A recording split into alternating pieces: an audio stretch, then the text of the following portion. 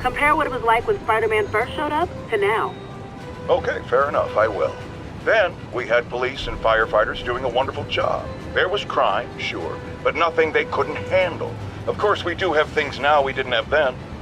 Maniacs who shoot electricity out of their eyes, walking piles of sand, Nazis made of bees!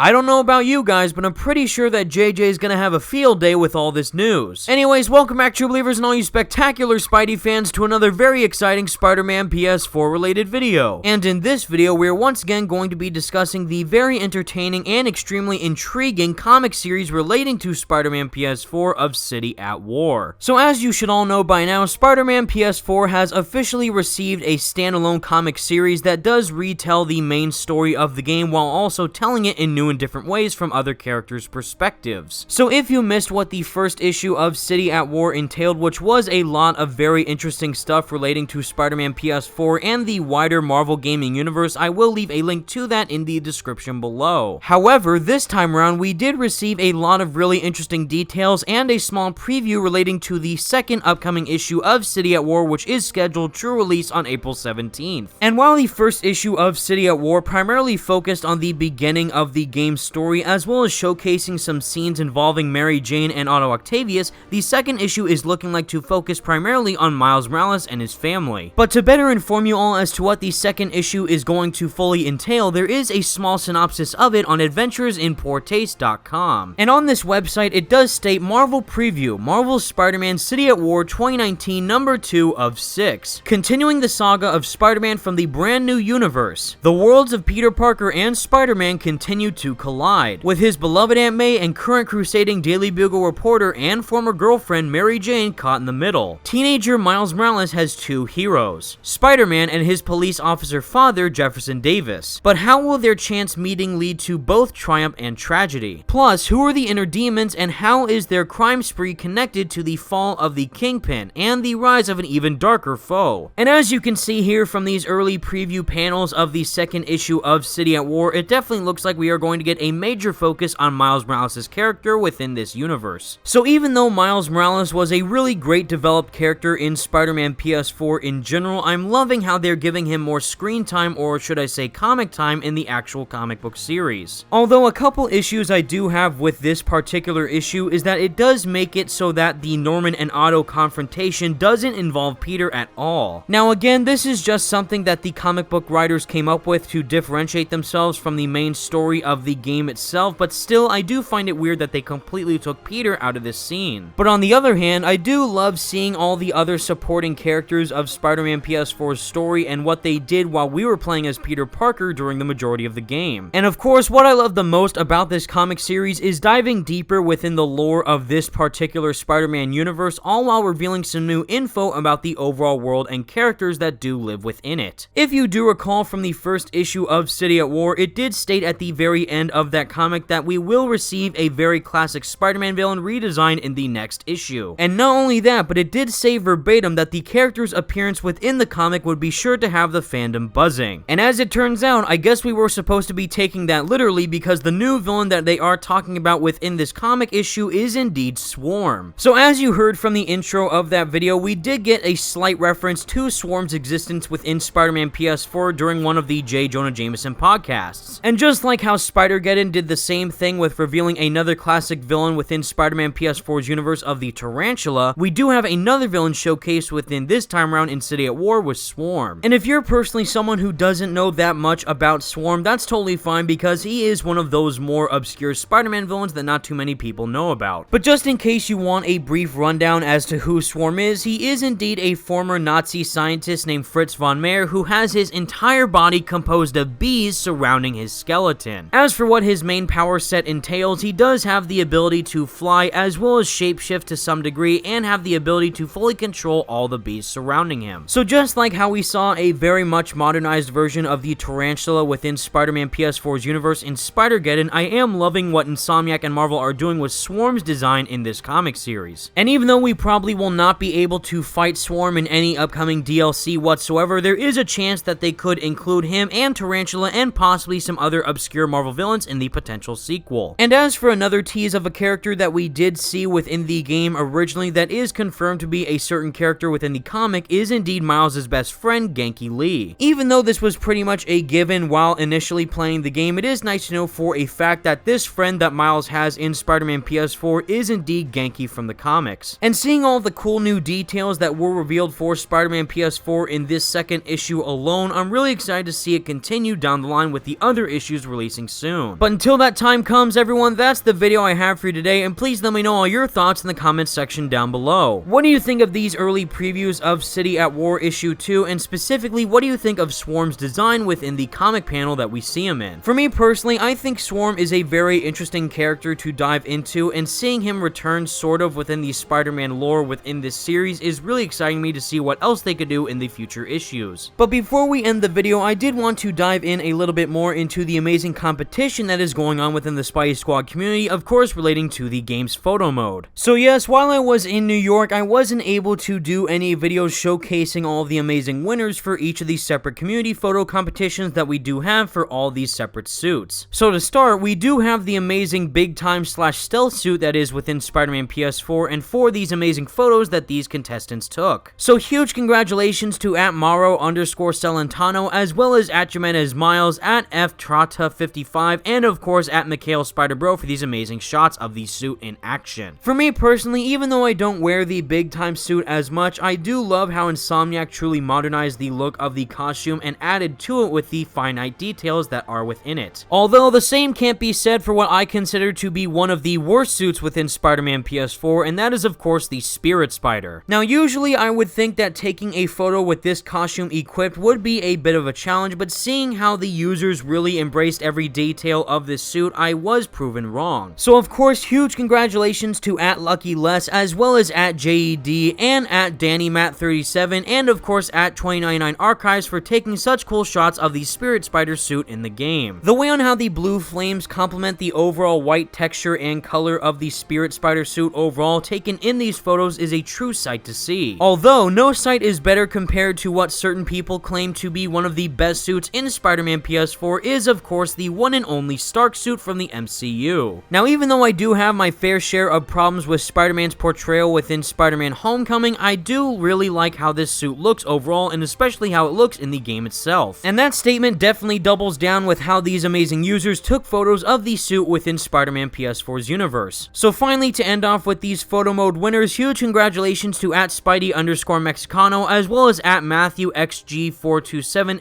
@Jimenez Miles, and @the_Ice_Spider. And given all the photos that we have seen throughout the entirety of the Spidey Squad competition, these are some of the best that we have seen up to this point. And that is certainly going to make it a bit more interesting when we are going to receive even more photos for the competition, of course with the next suit on the list being the Resilience suit. Now even though I put this suit in particular on my personal top 5 worst DLC suit lists, I am very excited to see how it's going to look in the photo mode competition. So if you're someone who personally wants to partake in our competition, please feel free to use the hashtag SpideySquadPMCom and submit your photos to us online. And until we receive more news relating to Spider-Man PS4 or the comic series in general, thank you all so much for watching, everyone. Stay spectacular, Spidey fans. Peace out. All I'm saying is, I'd hate to imagine what would have happened if all those guys showed up and Spider-Man wasn't here. Another lost cause. Goodbye.